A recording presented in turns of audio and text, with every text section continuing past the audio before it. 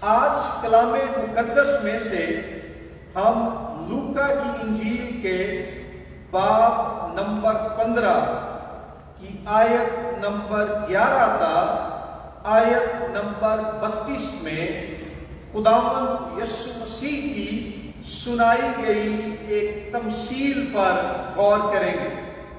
The text before us today is from the Gospel of Luke, chapter 15, from verse 11 to verse 32.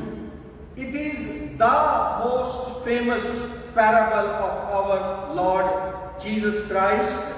خداوند یسوع مسیح کی تمام تماثیل میں سے یہ اس کی مشہور ترین تمثیل ہے. Traditionally, it is called the parable of the prodigal son.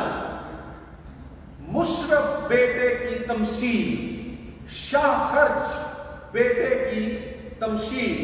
لیکن آج ہم دیکھیں گے کہ یہ تمثیل صرف ایک کھوئے ہوئے بیٹے کی تمثیل نہیں ہے، بلکہ دو کھوئے ہوئے بیٹوں کی تمثیل ہے.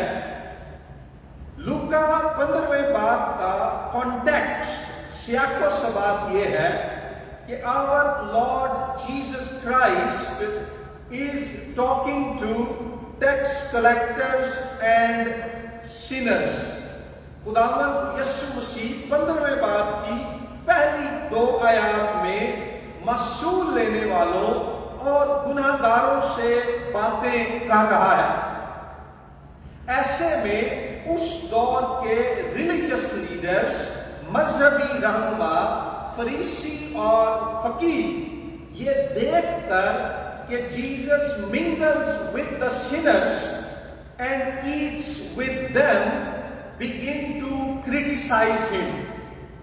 فریسی اور فقیہ بڑبڑاتے ہیں، they grumble, they complain کہ یہ کیسے ممکن ہے کہ شریعت کا ایک استاد، خدا کی طرف سے بھیجا گیا ایک ربی گناہ گاروں کے ساتھ کھائے پیے، اٹھے بیٹھے اور باتیں کرے.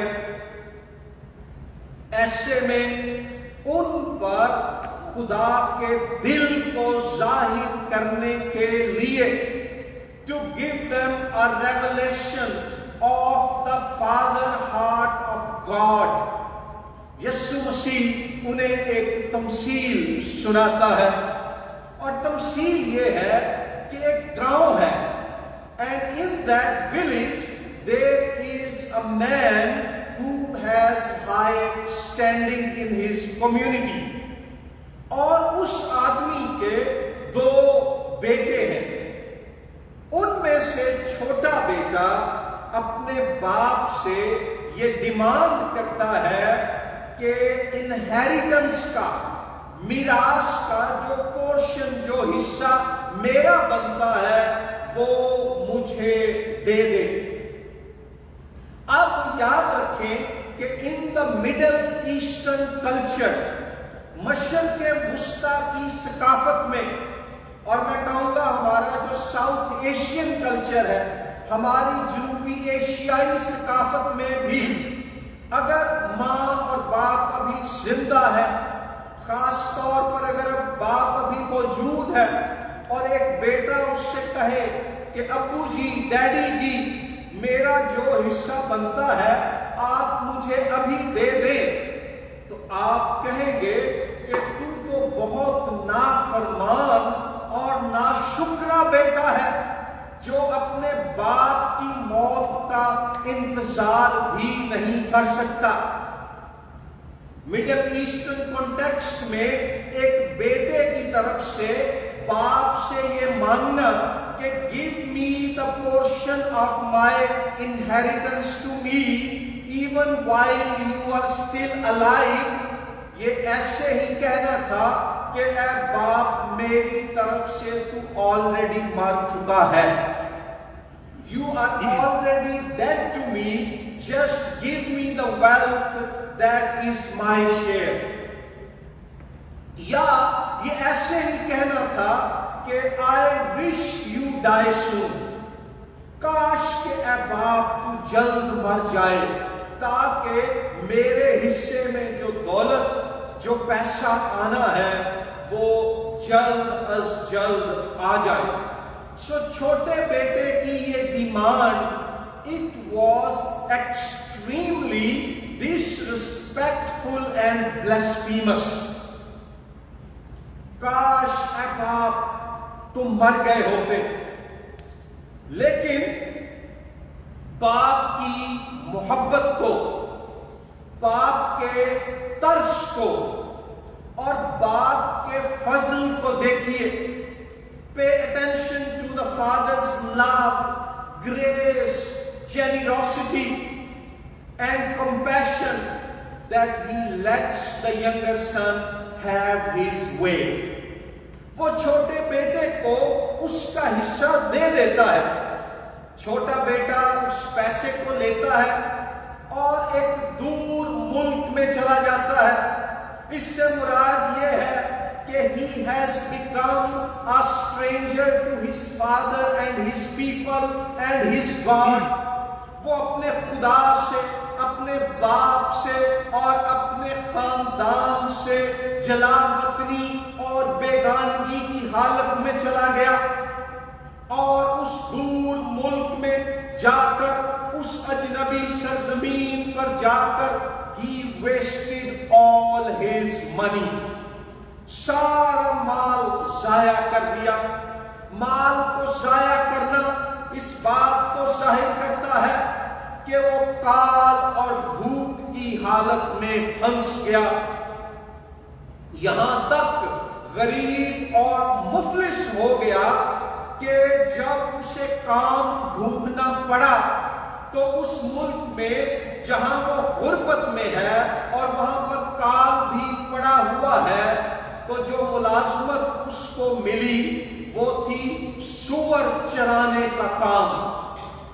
اب ایک یہودی نوجوان کے لیے سور چرانا اس سے زیادہ ذلت اور رسوائی کی کوئی اور بات نہیں ہو سکتی تھی، کیونکہ یہودیوں کے نزدیک شریعت کے مطابق سور ایک ناپاک جانور تھا.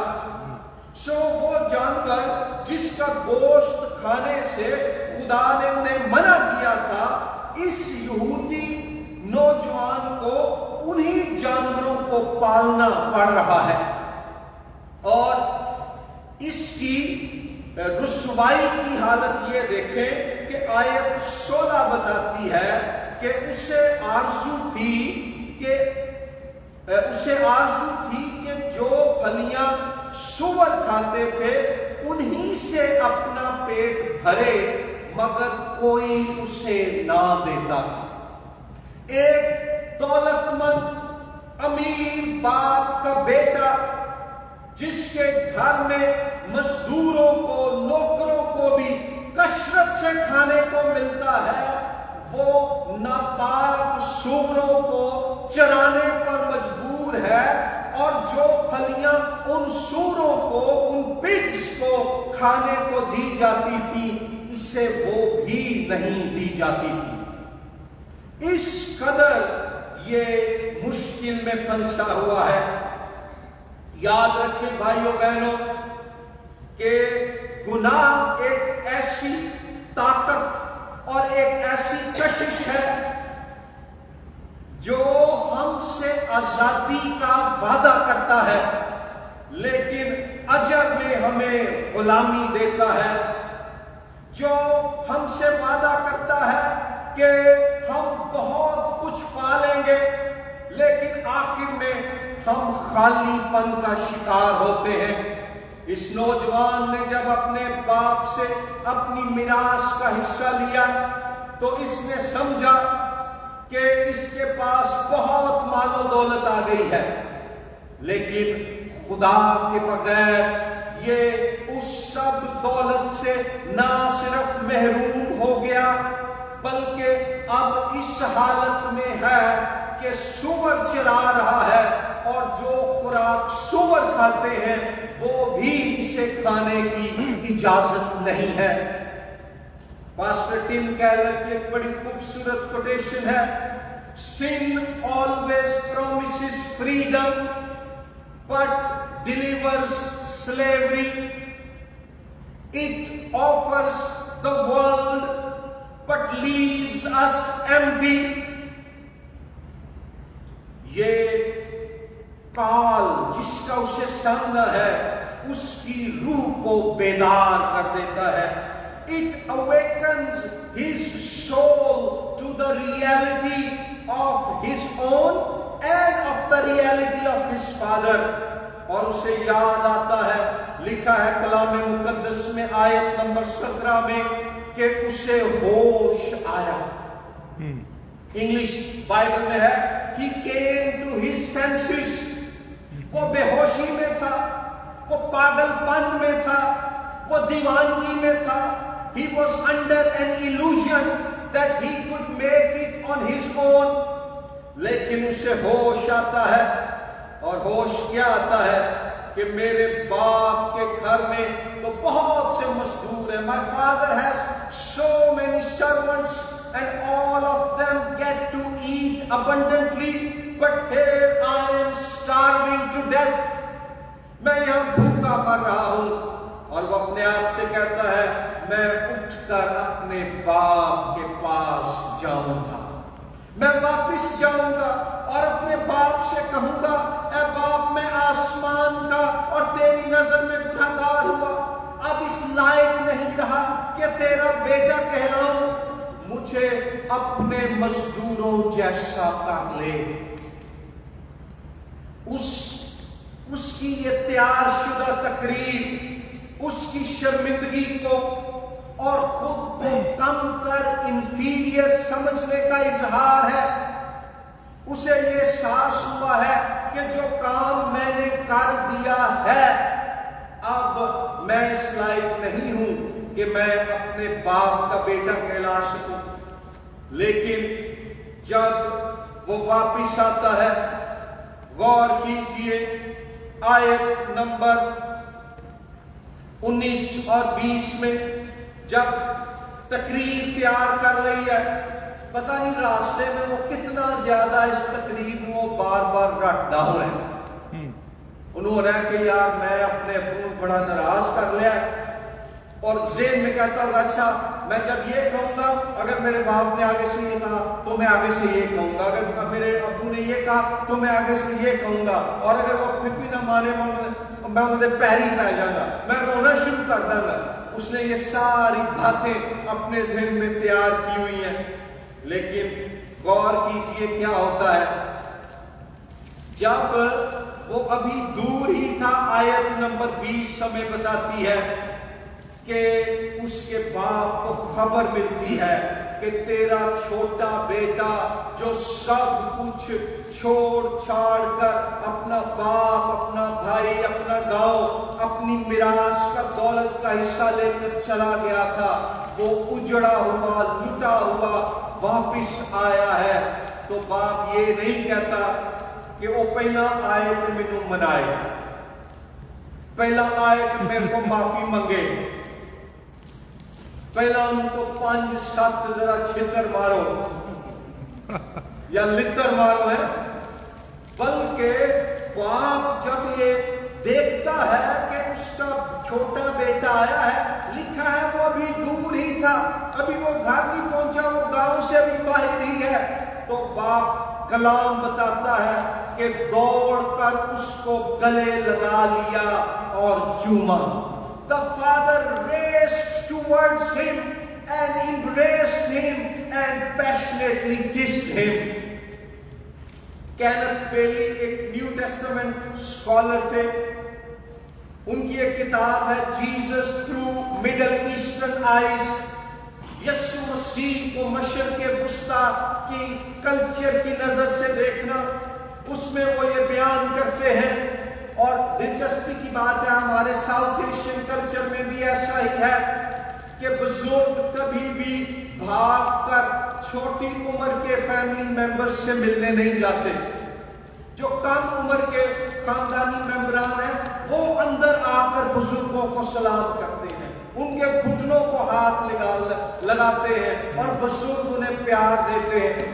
لیکن یہ باپ اپنے بیٹے کی محبت میں اس قدر دیوانہ اور پروڈیگل یعنی شاہ خرچ ہے کہ وہ دوڑ کر باہر چلا جاتا ہے. وہ اس گاؤں میں اپنی عزت کا بھی خیال نہیں کرتا اور بھاگ کر جاتا ہے اور اپنے بیٹے کو گلے لگاتا ہے اور اسے چومتا ہے. اس کا یہ عمل باپ کی حد سے زیادہ محبت اور اس کے فضل کا اظہار ہے. His boundless love and grace is reflected through this action. یاد رکھیں بھائیوں بہنوں, God's grace is not just a doctrine. It is a father running down the road, embracing stench and scandal to bring you home. باپ فکر نہیں کرتا کہ یہ کپڑے پاٹے ہوئے نے, وہ ان کو گوڈے گوڈے بو آن رہی ہے, وہ یہ ساری برادری چ میری عزت خاک چ ملا دیتی. نہیں, وہ اس میں اپنے کھوئے ہوئے بیٹے کو دیکھتا ہے جسے ریسٹوریشن کی, جسے بحالی کی ضرورت ہے. اور غور کیجئے آیت نمبر 21 میں لکھا ہے کہ بیٹا اپنی رٹی رٹائی تیار شدہ تقریر ان سنان لگا. وہ کہتا ہے باپ میں آسمان کا اور تیری نظر میں گناہگار ہوا, اب اس لائق نہیں رہا کہ پھر تیرا بیٹا کہلاؤں. آیت نمبر 22 پڑھیں. باپ اودی تقریر کا کوئی جواب ہی نہیں دیتا. لکھا ہے باپ نے اپنے نوکروں سے کہا اچھے سے اچھا لباس جلد نکال کر اسے پہناؤ اور اس کے ہاتھ میں انگوٹھی اور پاؤں میں جوتی پہناؤ اور پلے ہوئے بچڑے کو لا کر ذبح کرو تاکہ ہم خوشی منائیں. بیٹے کی well prepared speech is totally ignored by the father. کیوں؟ کیونکہ باپ کو دلچسپی اس بات میں ہے کہ میرا بیٹا جو مردہ تھا اب زندہ ہو گیا ہے, جو کھویا ہوا تھا اب مل گیا ہے.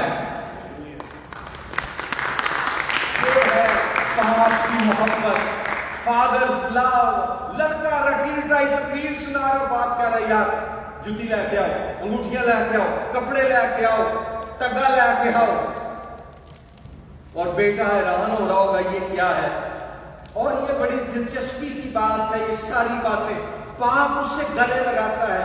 مڈل ایسٹرن کلچر کے مطابق embracing the lost son means unconditional acceptance before any cleaning up. باپ یہ نہیں کہتا پہلا نال ہے کپڑے پا پھر میں تینوں جفی پاواں گا.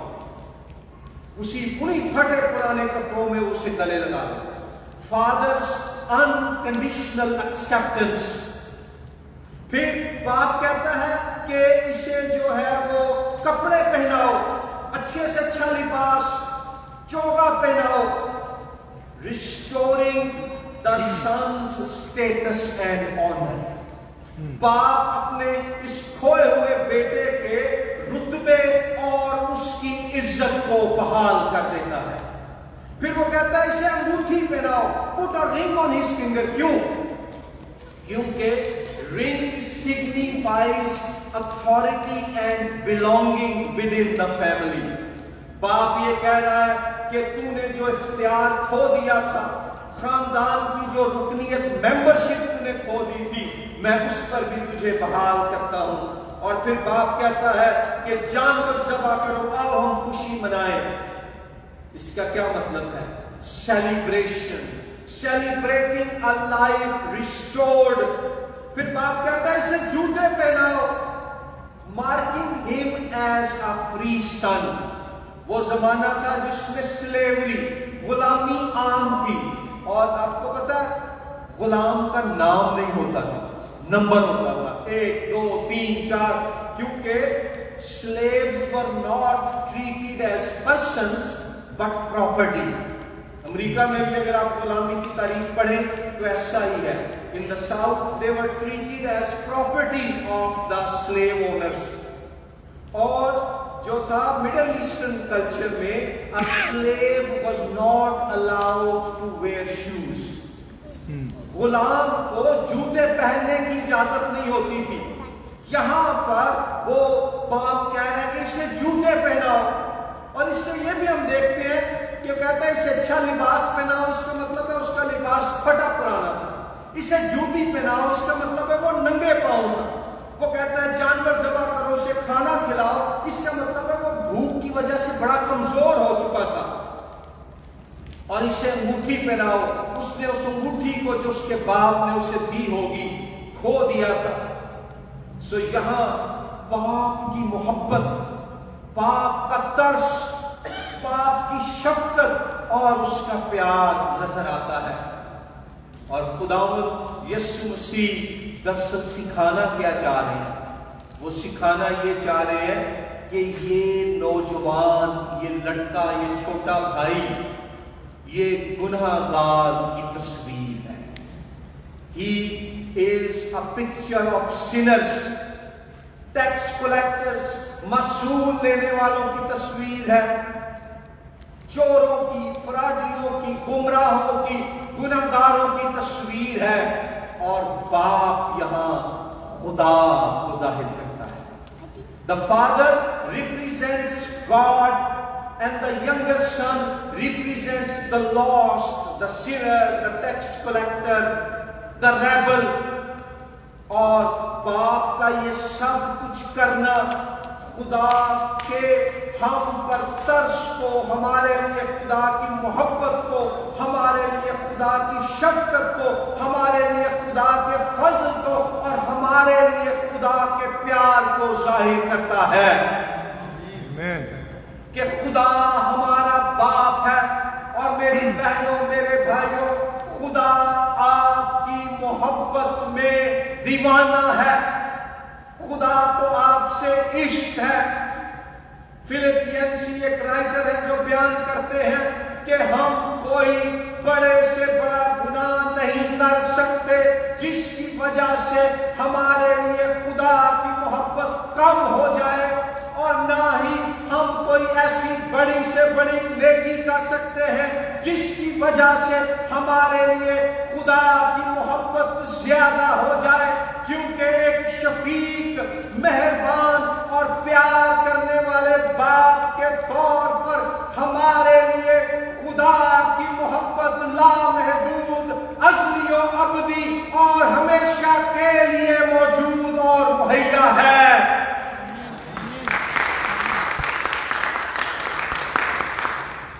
اگر آج یہاں پر کوئی ایسی بہن اور بھائی ہے, if you feel you have sinned against God and you are in a state of spiritual and moral lostness, your relationship with Father God is broken because of your rebellion, disobedience and sin.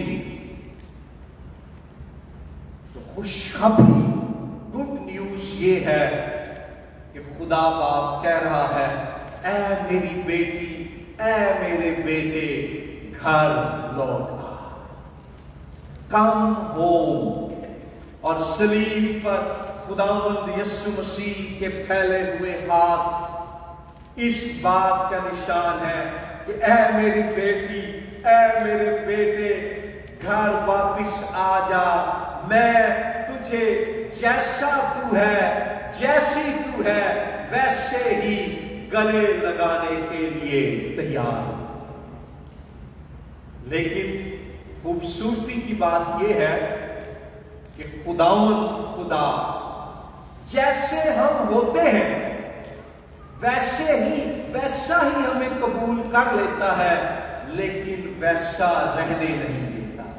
وہ اپنے کلام اور اپنے روح اور اپنے خون کے وسیلے سے ہمیں نیا اور بحال شدہ بنا دیتا ہے.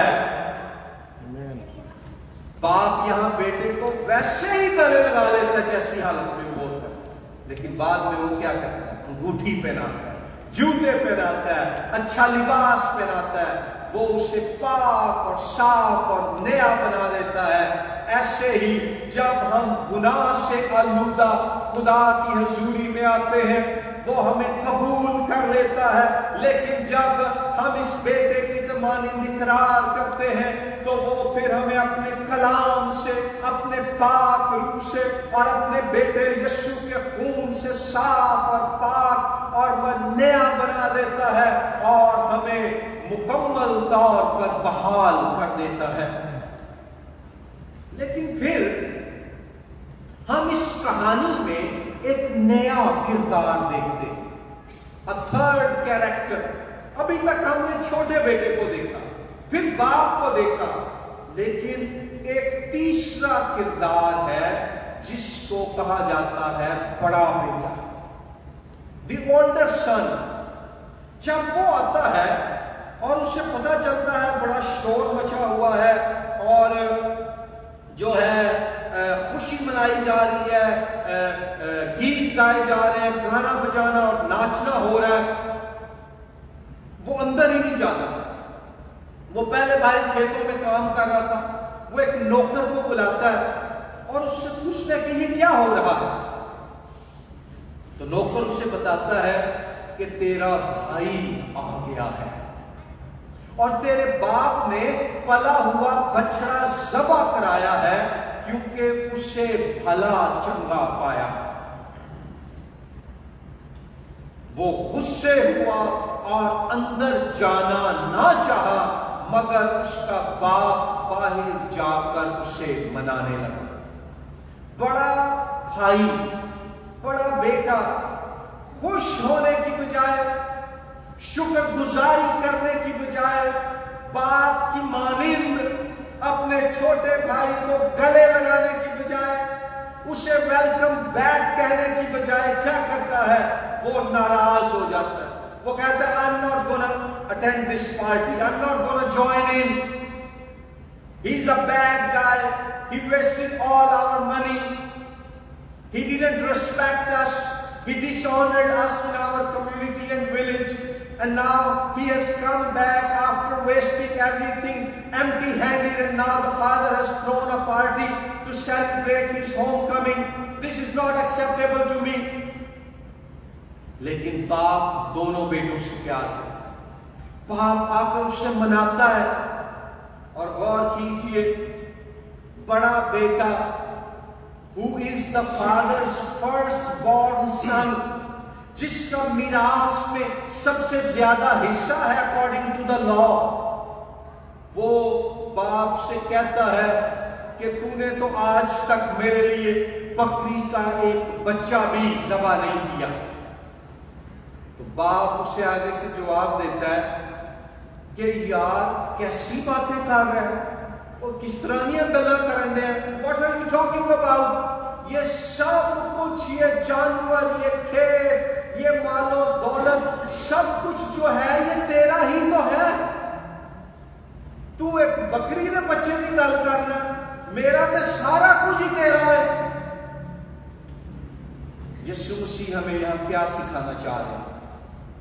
یہ کہ بڑا بیٹا باپ کے گھر میں بیٹا ہونے کے باوجود غلام کی مانند زندگی گزار رہا تھا۔ He was the oldest son, the firstborn son, but his mindset was one of a slave. باپ کہہ رہا ہے کہ everything I have is yours, and he is fighting over a little goat. وہ چھوٹی سی بکری کے بچے پہ لڑائی کر رہا ہے اور باپ کہہ رہا ہے یار سب کچھ تیرا ہے۔ فرق کیا ہے کہ he does not see himself as the father's son, he sees himself as a slave to his father۔ آج بھی دنیا میں بہت سے کرسچنز ہیں جو کلام مقدس کی تعلیم کے مطابق خدا باپ کے بیٹے اور بیٹیاں ہیں، لیکن انہوں نے اس آئیڈینٹی کو ڈسکور نہیں کیا، انہوں نے اپنی اس پہچان کو دریافت نہیں کیا، اور وہ غلاموں کی مانند، نوکروں کی مانند خدا کے حضور آتے ہیں اور اسے خوش کرنے کی کوشش کرتے ہیں، بجائے اس کے کہ وہ جب خداوند کے گھر میں آئے تو کہیں thank you father, we as your children are in your presence۔ Pakistan میں غربت کی وجہ سے، ڈسکریمنیشن اور پرسیکیوشن کی وجہ سے، کانسٹیٹیوشنل انیکوالٹی کی وجہ سے، کئی اور وجوہات کی بنا پر کرسچنز اپنے آپ کو کمزور اور کمتر سمجھتے ہیں۔ وہ بھول جاتے ہیں کہ مائنورٹی میں ہونے کے باوجود بھی، غریب ہونے کے باوجود بھی، یسوع مسیح میں ہم خدا کے بیٹے اور بیٹیاں ہیں۔ This is our identity. We are the Father's children. We are the Father's sons and daughters. We are not merely slaves and servants.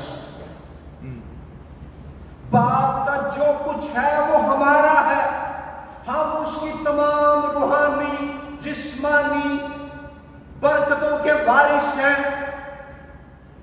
اس لیے میری بیٹیوں، میری بہنوں، میرے بھائیوں، each and every one of you is precious.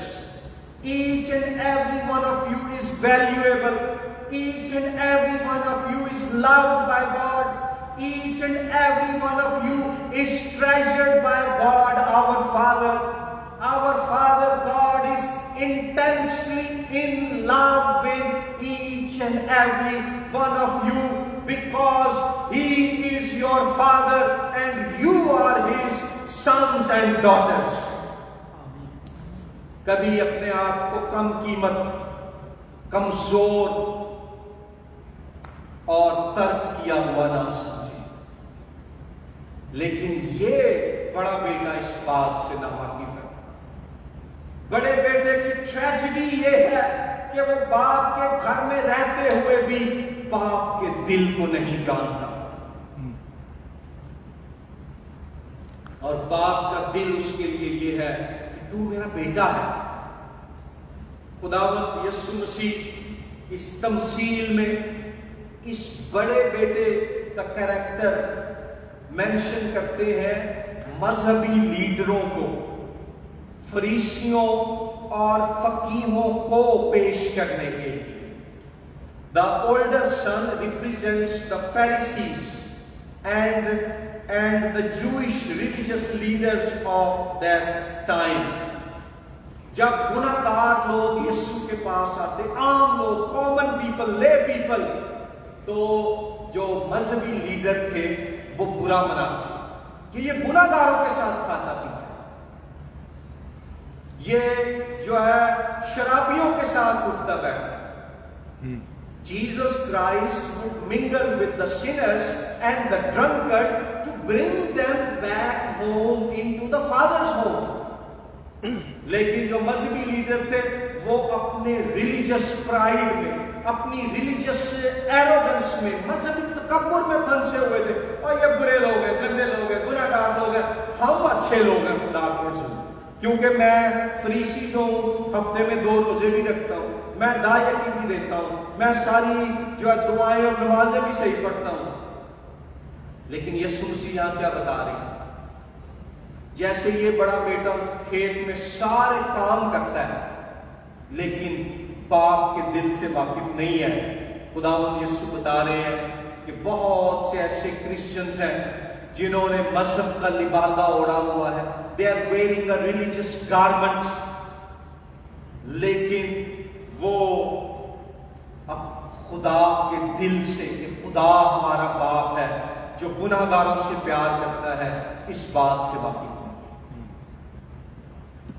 Team Keller اپنی کتاب دا پروڈیگل God میں بتاتے ہیں کہ یہ تمثیل 2 کھوئے ہوئے بیٹوں کو پیش کرتی ہے۔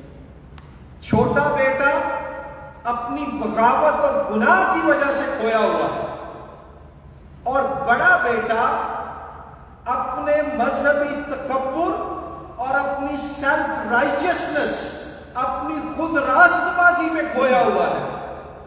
وہ اپنے نیک کاموں سے خدا کو خوش کرنے کی کوشش کر رہا ہے۔ وہ یہ نہیں جانتا کہ خدا پہلے گلے لگاتا ہے، گناہ معاف کرتا ہے، بحال کرتا ہے، پھر کہتا ہے کہ شکر گزاری اور خوشی میں نیک کام کرو۔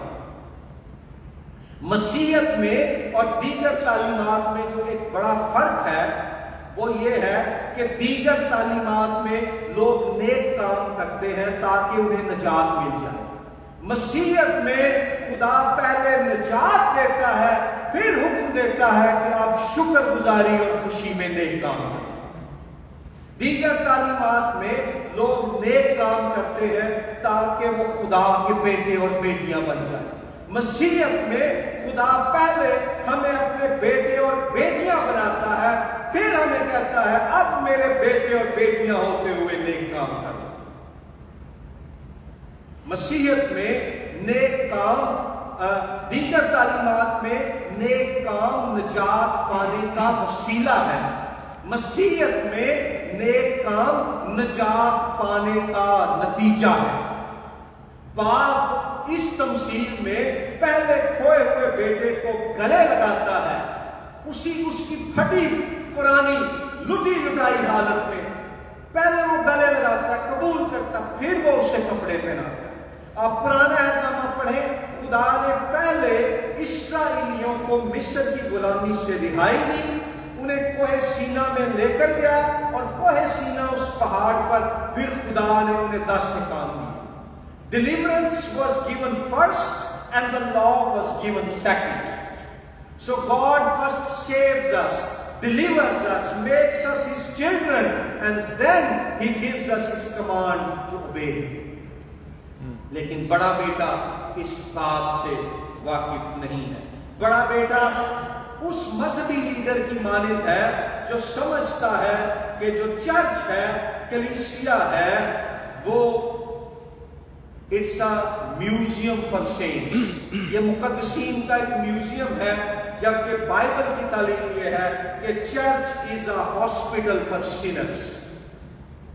اور بعض اوقات جو ڈاکٹرز ہیں، مذہبی لیڈر ہیں، انہیں بھی ہیلنگ کی ضرورت ہوتی ہے۔ کس شے سے ہیلنگ؟ اپنی سیلف رائچسنس، اپنی ریلیجس ایروگنس، اپنے انٹلیکچوئل پرائڈ سے۔ جتنا خدا گناہ سے نفرت کرتا ہے اتنا ہی خدا مذہبی تکبر سے بھی نفرت کرتا ہے۔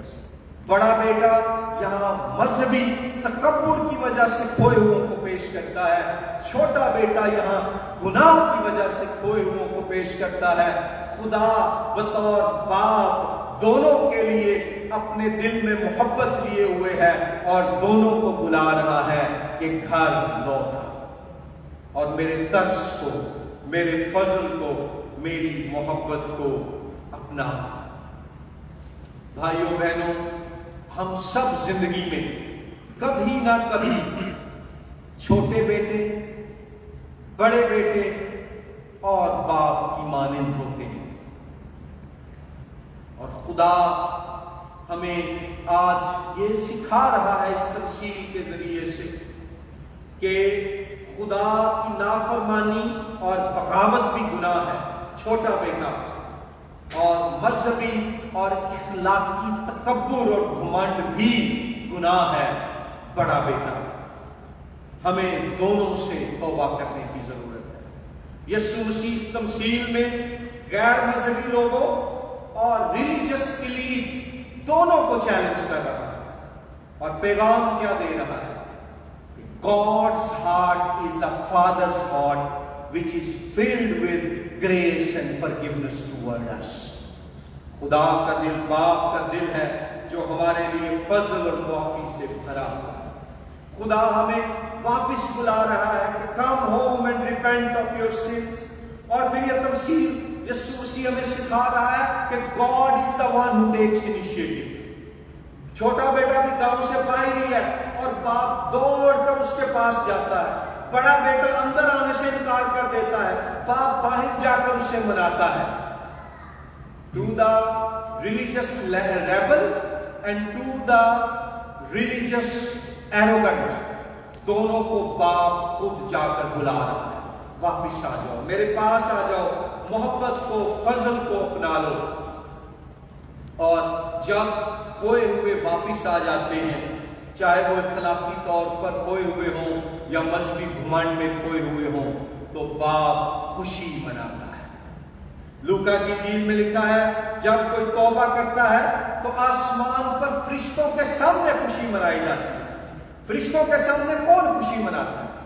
बाप खुशी मनाता है। It is the father who celebrates, it's the father who रिजॉइसेस। आए आज अगर हमारी जिंदगियां छोटे बेटे की मानिंद हैं, the father is calling us home. अगर हमारी जिंदगियां बड़े बेटे की मानिंद है, the father is calling us home. वो दोनों से कह रहा है, ए बेटे घर लौट आ।